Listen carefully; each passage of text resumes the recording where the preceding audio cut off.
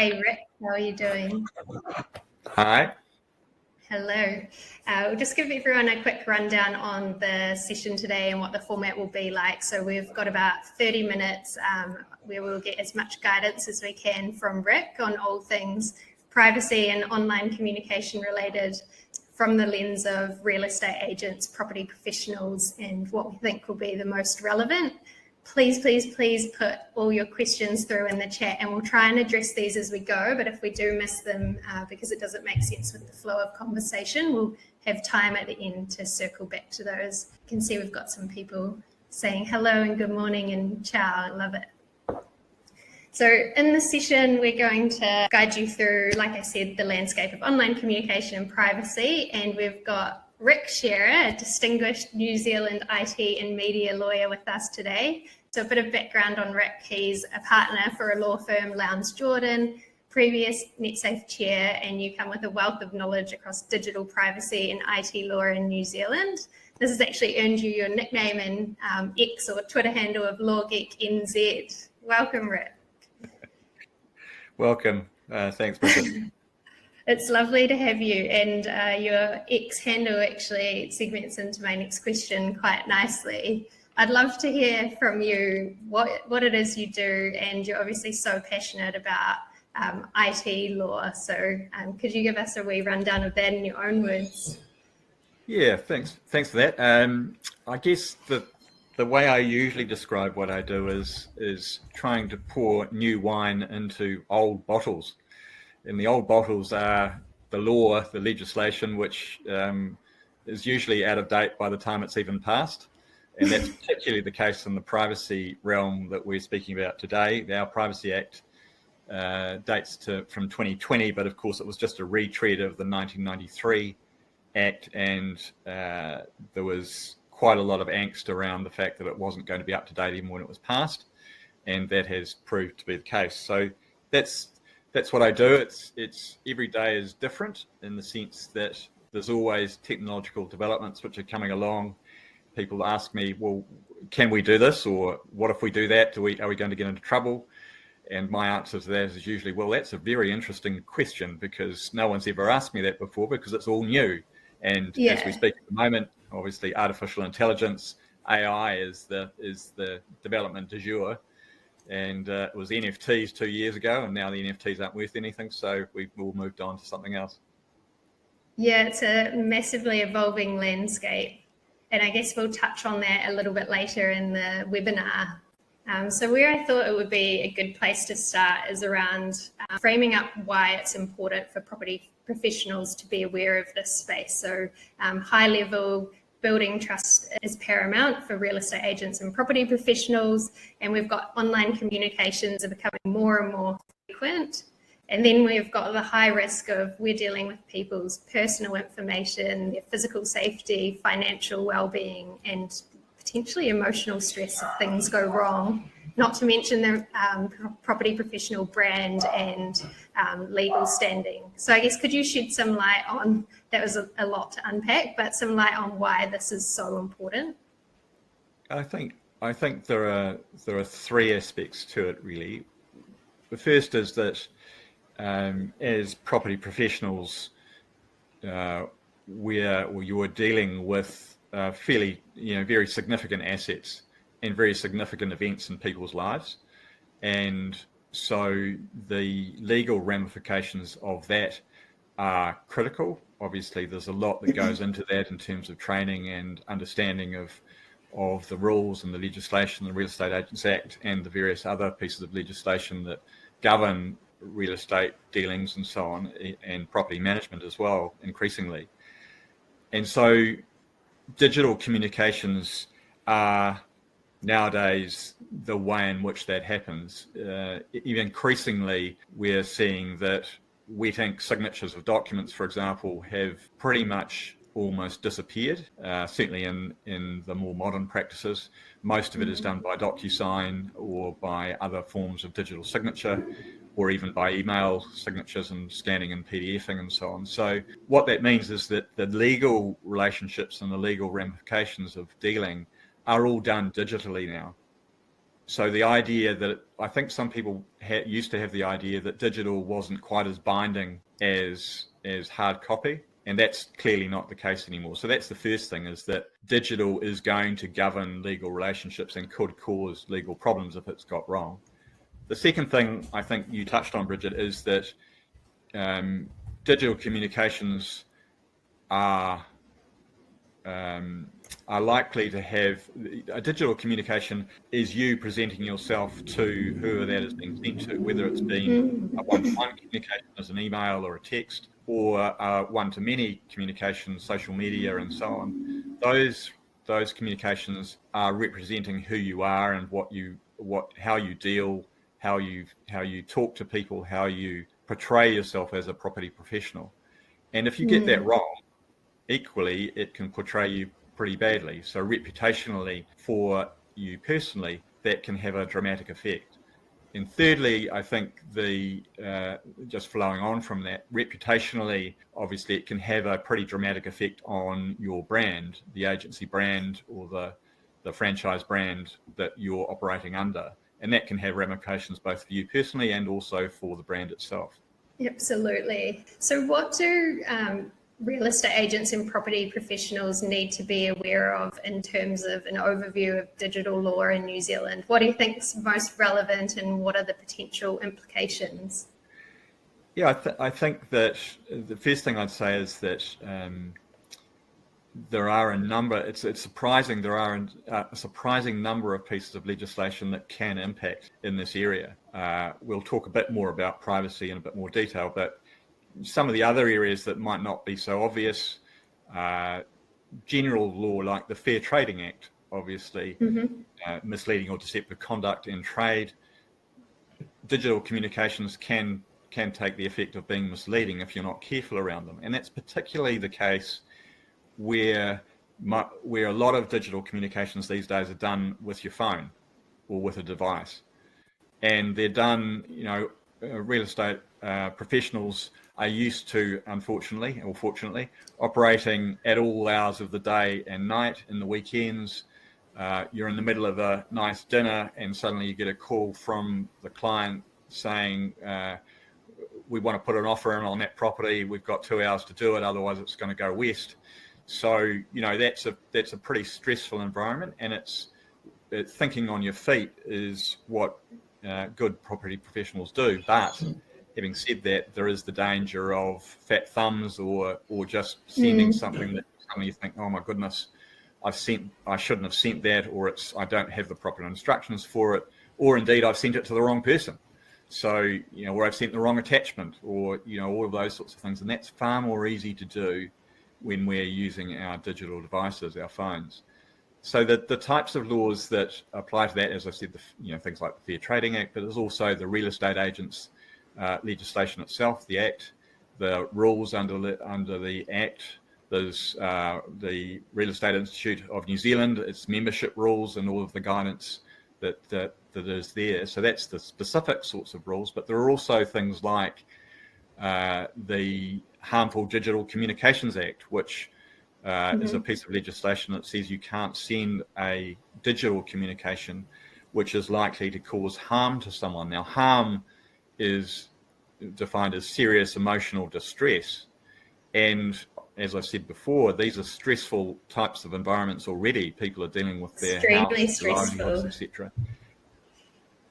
Yeah, so the stress levels are already right up there, and so the Harmful Digital Communications Act can come into play if you've sent something which, in the cold light of day, you look at it and go, gosh, that was a bit threatening, or it was a bit, it probably wasn't received that well by the person who I sent it to.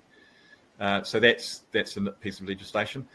Level up from that is harassment. There's a Harassment Act in New Zealand, many people don't know, which is basically sending 2 communications to someone or other, loitering or trolling them or whatever in physical or electronic means in the space of 12 months, which might cause them to fear for their safety.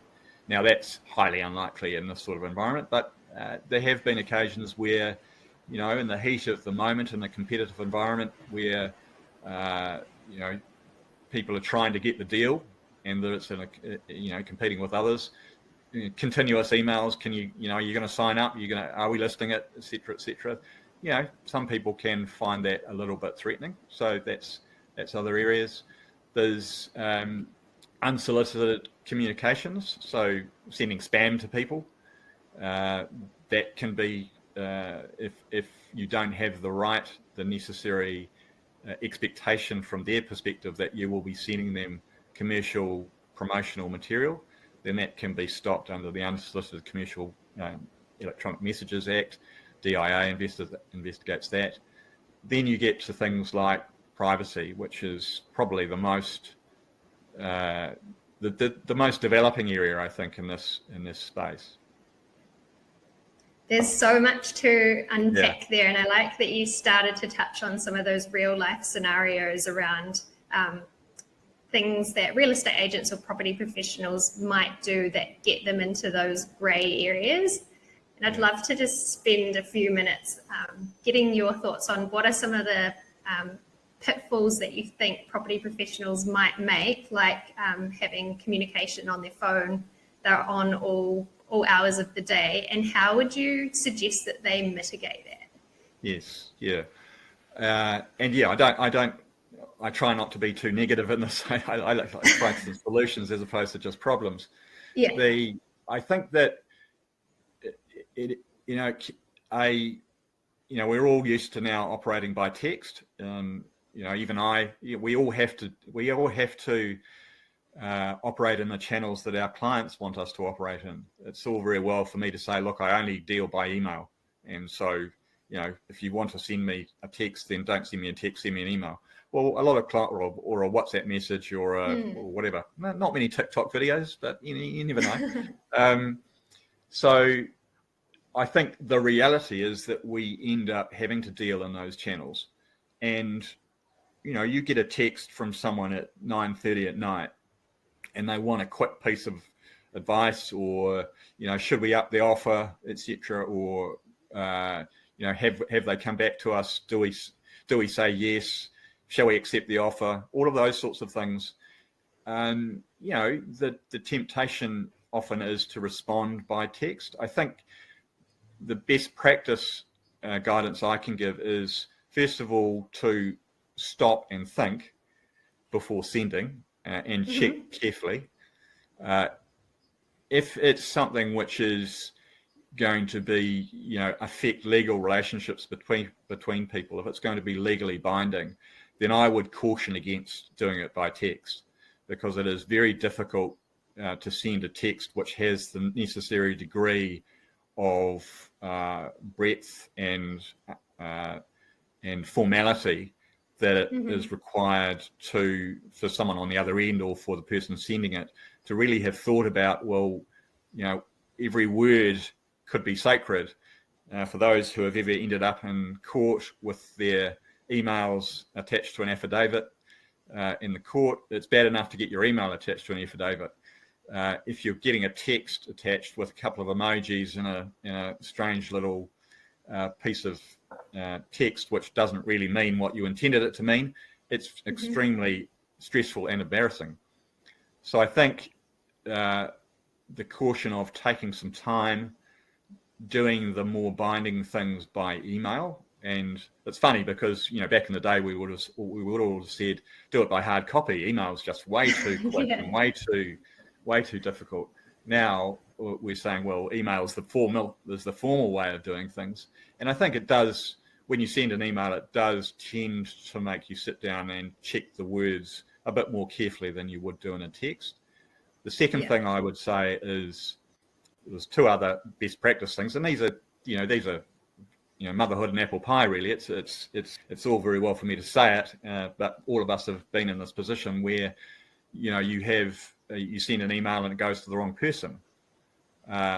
Just a very simple thing that I do is I don't have my auto complete for anyone's emails in the email, because it's just too easy. So you have to check that the person it's going to is the right person. And secondly, I put a 1 minute delay on all my emails. So, that's good.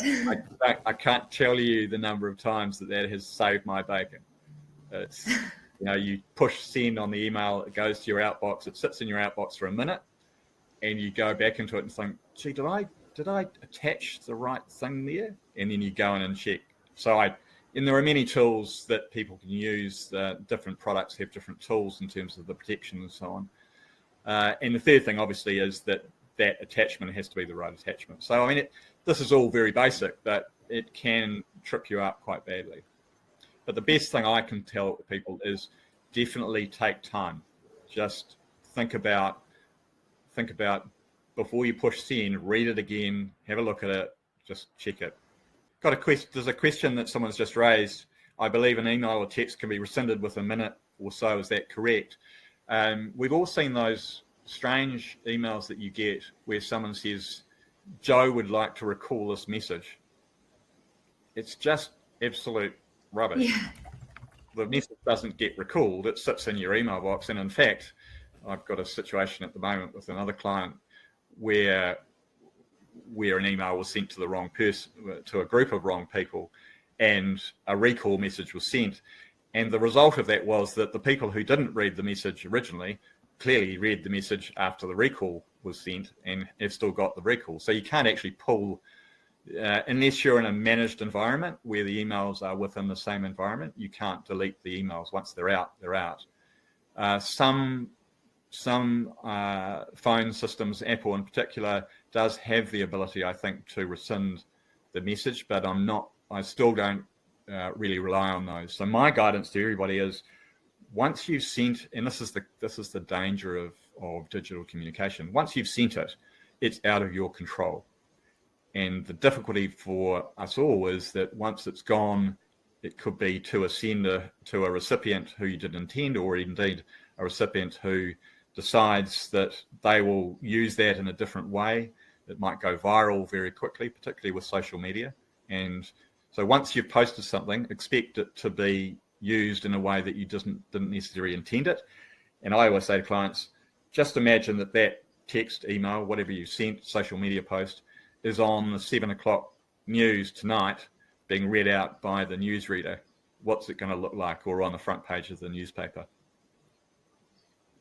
You mentioned earlier around tools and technology. Would you be able to elaborate on that, or anything that you think would be useful to use in this space? Yeah, so some email systems have mechanisms where they can prevent attachments going out without them being properly checked. Mm-hmm. Others have, as I say, this is just Microsoft Outlook. It has you can set up a 1 minute delay, which, as I say, is very useful, and to stop the mechanisms auto-populating the recipients. So I find that, that's pretty basic. The other systems can have different things. You can have, if you really are right up there in terms of technology, you might have encrypted emails being sent out. Generally speaking, I'm not seeing a lot of people use encryption for just standard emails, but there are systems, there are certainly platforms that allow you to send all of your communications in encrypted form. And what would the benefit be of sending them in encrypted form? Yeah, so I think that gets us into the privacy realm in a sense, because if you send an email to the wrong person, for example, then that would be a privacy breach if it was a serious matter, mm-hmm. if there was serious information in the email, personal information involving someone. So, and that would require reporting to the Privacy Commissioner and to the affected individuals whose personal information has been released, unless you can show that the impact of it would be quite low. And one of the ways in which that can often be shown is because it's encrypted. So no one can, even though it did have personal information in the message, it was encrypted, and so no one can access it. In theory, I mean, ultimately, encryption is only as good as the computer that's being sent on and the computer that can try and crack it. But if it's proper encryption, then that could take 1,000 years or something like that. Great. And I guess if you're using tools for encryption or even CRM systems, because a lot of real estate professionals run their own businesses and they get the choice on which third parties they use. What are some red flags or like legal risks that they can check when they're choosing who to use as a third party? Yeah, that's an interesting question. One of the things is, and look, the reality is that when you're using a big provider of a CRM system, it's very unlikely you're going to be able to negotiate any changes to the terms of use and so on and so forth. Yeah. So, you should certainly have a look at them, but the likelihood is that you get what you're given. One of the things to think about, though, is from a New Zealand privacy perspective, is where is the information that you're uploading to the system and using through the CRM system that's transiting through that system? Where's that information going to be stored and held?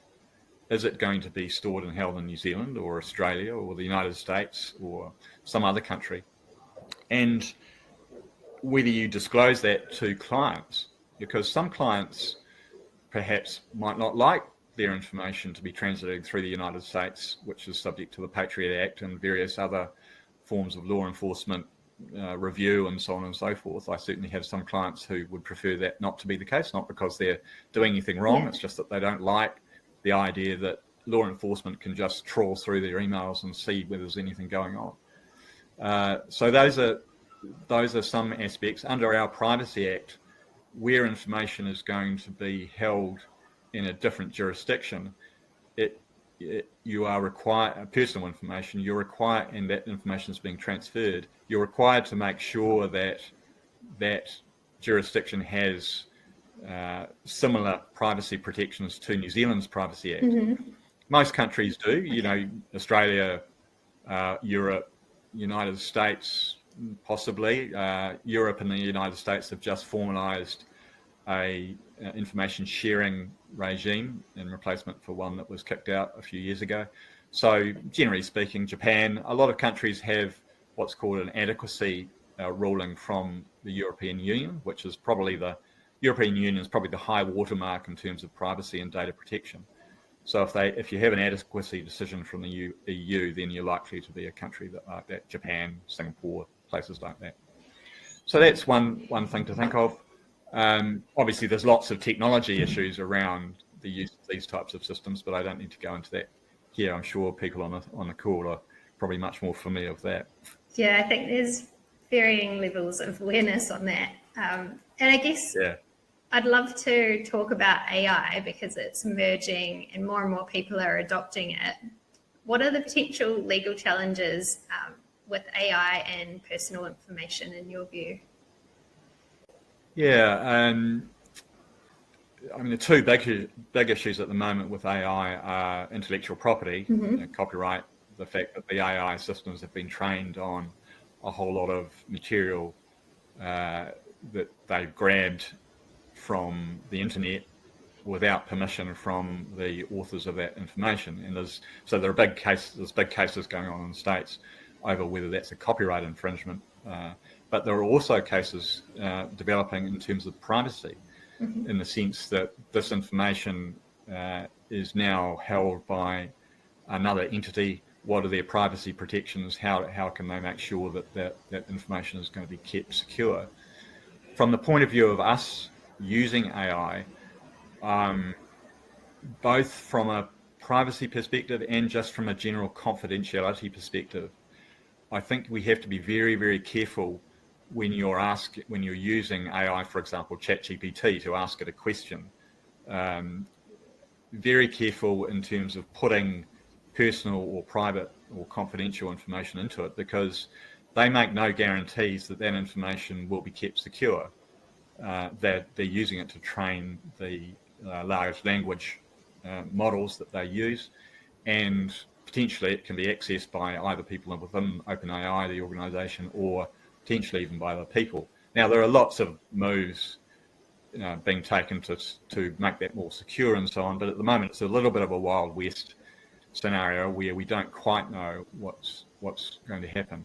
The other thing I'd say about AI is it is just a tool like any other tool, and you can't use it, find that it gives a different result or or infringes someone's intellectual property or their privacy, and turn around and say, well, gosh, I didn't know it was going to do that. That's not my fault. It's the fault of the system.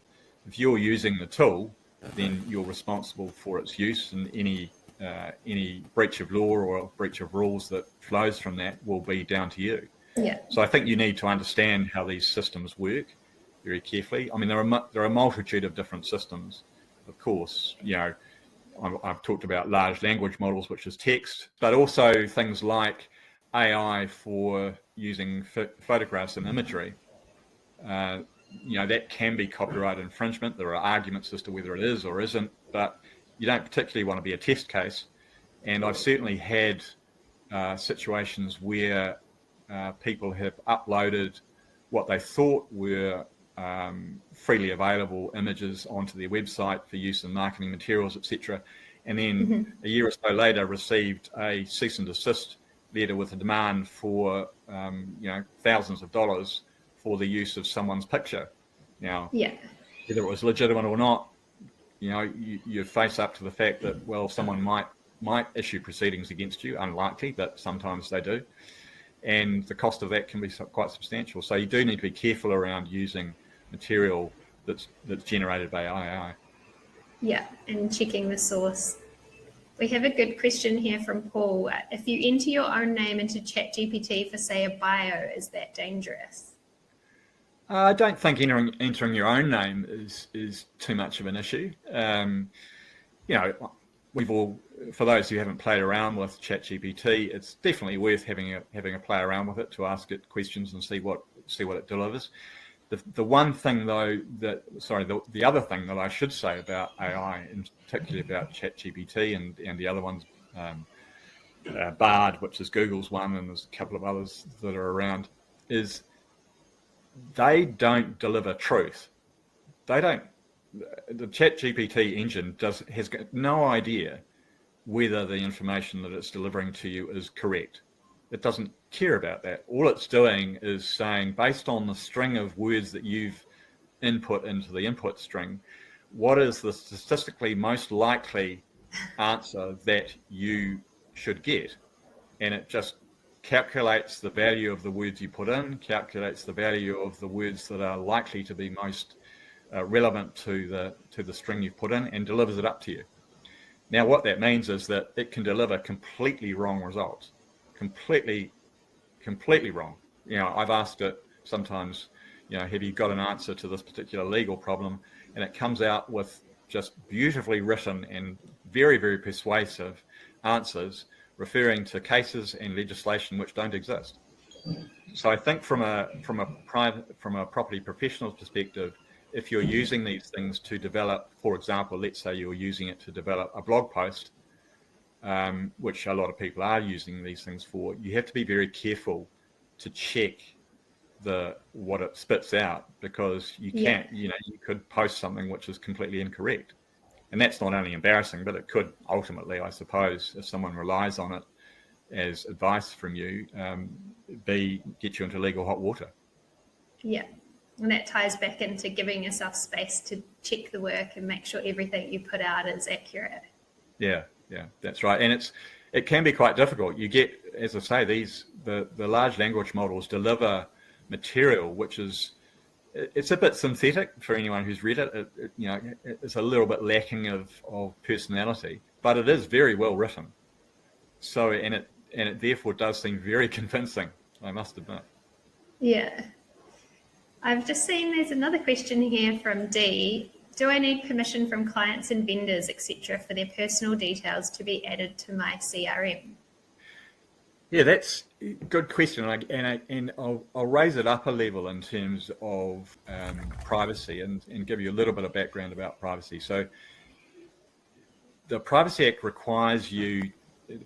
doesn't require consent to collect information. That's the first thing that most people have a misapprehension about.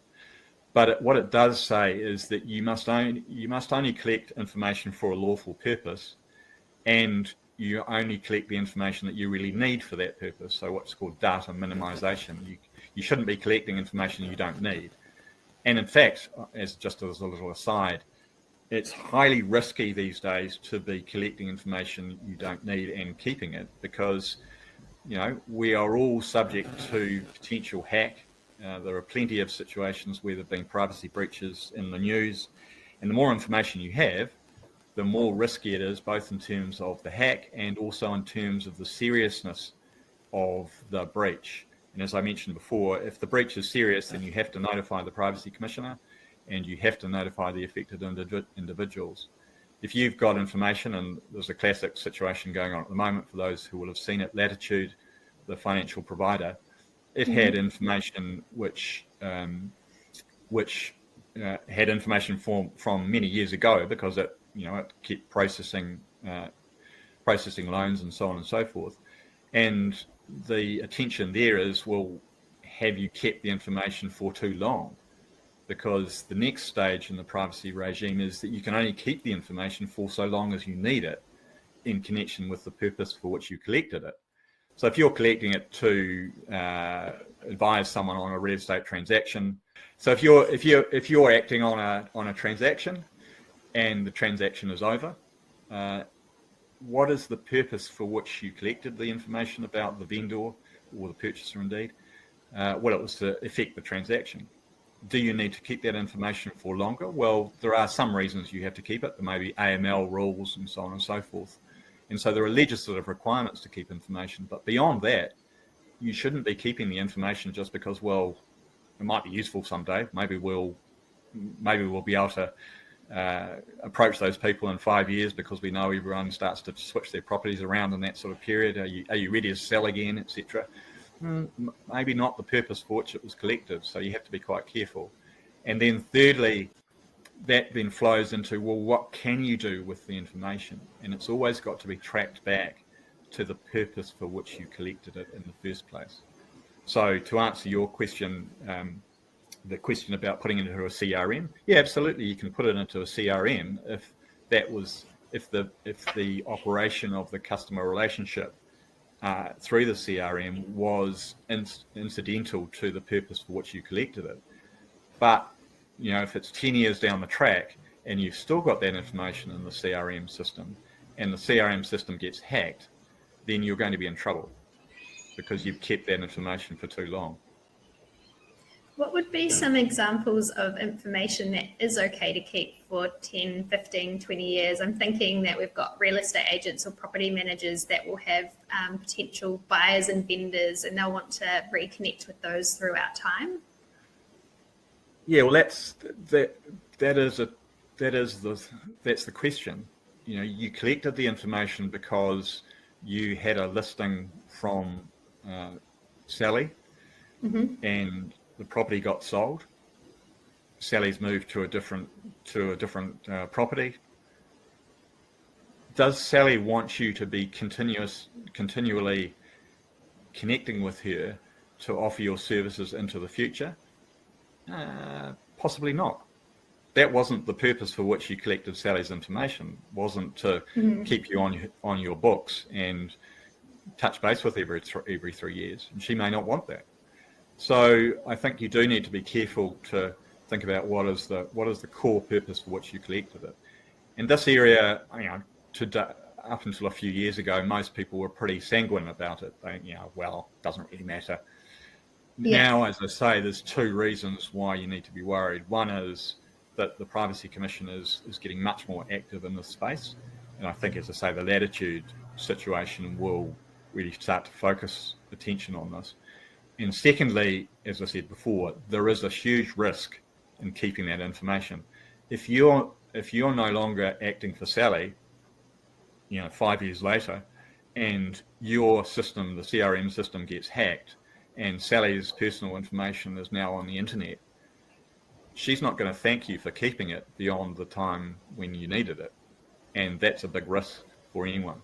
So big caution, I think. It sounds like it comes back to that intention and being clear up front on why you collected it and getting permission from the owner of that information. Yes, indeed, it does. And so, things like privacy policies, making those as clear as you can, can be quite difficult. There's this sort of paradox between telling everybody exactly what you're going to do, use the information for, and getting into 20 or 30 pages of privacy policy, and keeping it simple. So there's a real balance there in terms of trying to make it meaningful for people. But it is important. I think privacy is becoming a much more relevant factor. People are much more concerned about their privacy, particularly as social media has sprayed most of our personal details around. Conversely, people have been more concerned about their own personal information and the privacy in terms of their interrelationships with professionals.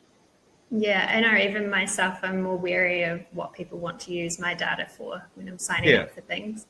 Yeah, so I think that's right. And as I say, I'm almost at the stage now of saying it's not, yes, obviously we all want to comply with the legislation and we want to do the right thing, but the risk now of keeping information is so high that you really do have to think about it. So that plays into what's our data retention policy. Do we actually have a systematic review of how old are all these files? Where's the information stored?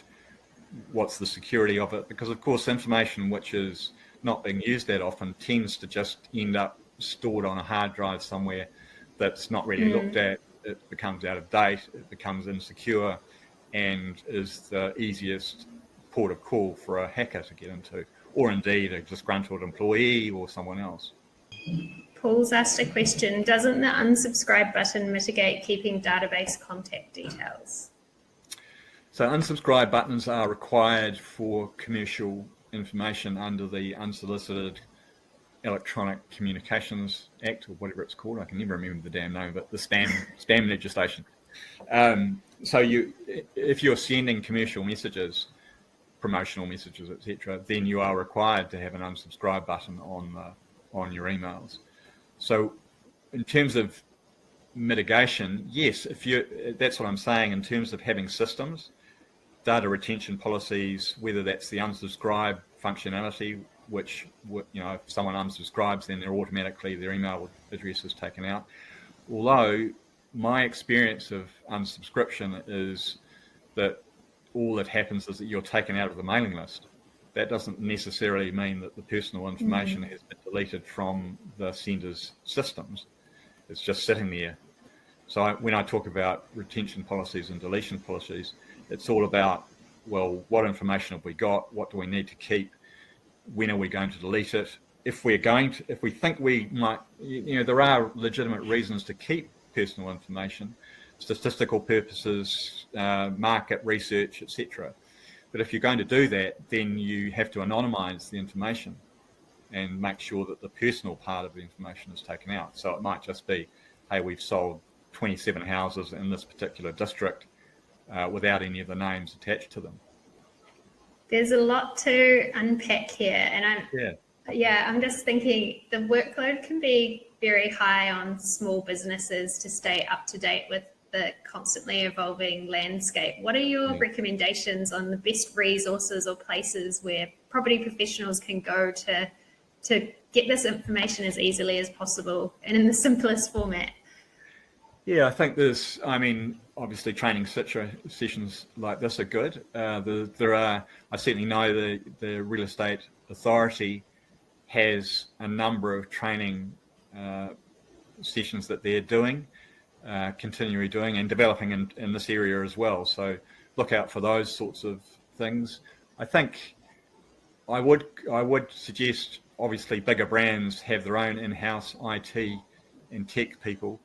I think it does behove anybody who is operating in a business environment using technology to have a decent IT tech provider who should be able to help you with these sorts of things. So in particular, one of the not so new developments, but certainly one of the developments that everyone should have is, if you're storing personal information, for example, in a CRM or where people can have access to it remotely, either employees or indeed in a portal where clients can have access to it, then you must make sure that it has two-factor authentication. So two-factor authentication is the typical, if you've got your bank account, for example, it sends a text to your phone to say, enter the 6-digit code, and it lets you in. So it's where you've got another form of authentication, a different device giving authentication, facial recognition or whatever. You must have that. The Privacy Commission came out recently and said, look, any business, and they were particularly focused on small businesses, so tick, tick, watch out. Any business which has stored personal information and which is providing access to it must have two-factor authentication, and if you don't, and you have a breach, then you are likely to be in breach of the Privacy Act. So most IT providers will be able to set that up for everybody if you haven't got it set up already. Mm-hmm. Most of the systems that we're now using, the platforms that we're now using, should be asking for or have available two-factor authentication as part of the system. So always turn it on. I know it's a bit of a pain sometimes, but it's, you won't get any sympathy from someone where you've been hacked. And particularly, I act for a number of clients. I've acted for a number of clients where what's called business email compromise, where it's your typical, and this is something which both lawyers and real estate agents need to be very careful of, is where you are sent the day of settlement, you're sent the bank account number by the payee that you're trying to pay. And so, look, we've changed our bank account number. Here's the revised invoice or the revised settlement statement. Can you just pay it to this new bank account number? Never do that, and always telephone people to check the bank account numbers and so on, because what's happened there typically is that there's been a hacker who's managed to get into the email system of the sender. They sit there watching, and sometimes for months, waiting for the transaction to happen. And at the last minute, when everyone's really stressed, they change the bank account number. The money goes west to a bank account somewhere else.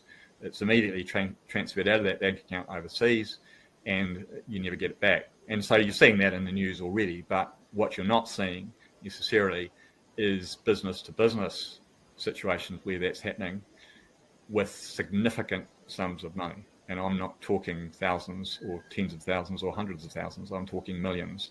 So, in a property settlement, if that money goes to the wrong bank account, no one's going to thank you. And then you're in a big fight about who's liable. Is it the person whose email system got hacked and didn't have two-factor authentication? Is it the person who you're sending the money to? It's not a very nice situation to be in. So don't go there. No, it doesn't sound, it's not a situation anyone wants to be in. Yeah. Oh, I'm so conscious that we are almost out of time and there's still so much to unpack. Yeah. How would you round this discussion off? Yeah, I think I'd come right back to where we started, which is that, digital communication is ubiquitous. There's no question that that's what we all use and that's what we're going to use. What I would say is take your time. Have a think about it, particularly where if the communication you're sending is going to be something that is changing, setting up a legal relationship or changing the legal relationship, accepting a deal, counter offering, all of those sorts of things. Don't do it by text. It's just too dangerous in my view. Do it by email and check the email, read it again. Yes, I know that you're 5 minutes out from the deadline and it's very tempting, but just really take care, because once it's gone, it's gone. The mechanisms for trying to get them back, I don't trust. And once that email is out there or that social media post is out there or whatever else is out there, it's out of your control. So that would be my guidance, is choose your channel correctly. If it's just a quick, hey, let's catch up for a coffee, fine, that's a text, no problem. If it's yes, we accept your offer, that's an email.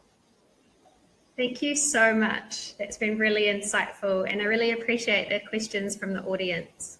Yeah, no, great questions. Cool, we have to get you back next year. And we'll be talking about something completely different. Yeah, we'll have moved on. Yeah. Well, thank you so much. We'll see everyone again next webinar. Thanks, Bridget. Thanks, everybody. Okay, bye. Yeah.